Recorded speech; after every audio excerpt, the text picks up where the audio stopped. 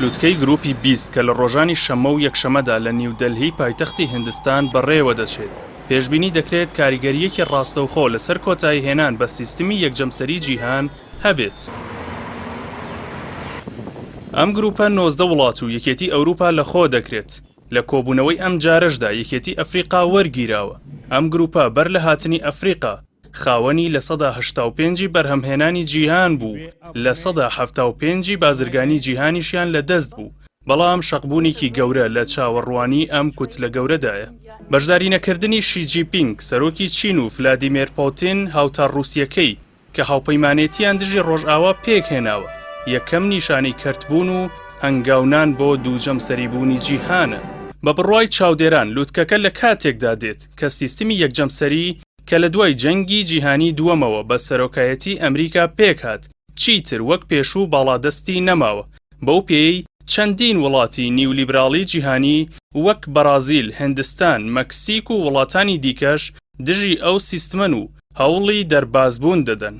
ئەوە شوای کردووە ئەمریکا کاریگەری خۆی بە ڕێژەیەکی بەرچاو لە دەست بدات، بە تایبەتی ئەو هەوڵانەی لە ڕووی ئابووریەوە بۆ ڕزگاربوون لە دۆلاری ئەمریکی خستوویانەتە گەڕ.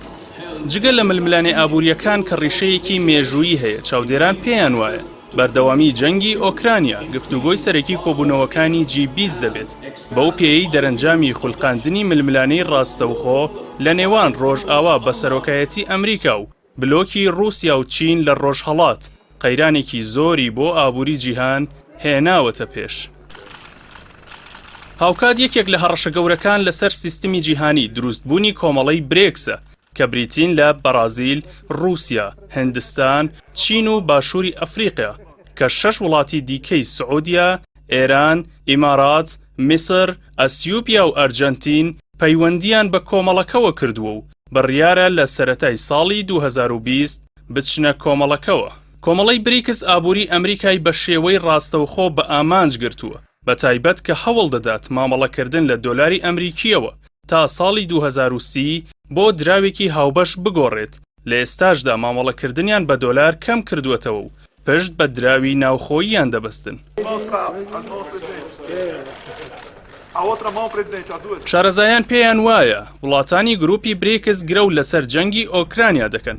بەو پێی سەرکەوتنی پۆتین لەو جەنگەدا جاردانی هەرەسی بلۆکی ڕۆژئاوایە بە سەرۆکایەتی ئەمریکا کە ماوەی زیاتر لە 70 ساڵە کۆنتڕۆڵی ئابووری جیهانیان کردووە. لە بەرانبەردا ئەمریکا و ئەوروپا هەرچەندە دڵنیان کە ناتوانن پارێزگاری تەواو لە پێگەی خۆیان بکەن، شەڕ لەسەر ئەوە دەکەن وەک پێشەنگی ئابووری جیهان بمێننەوە.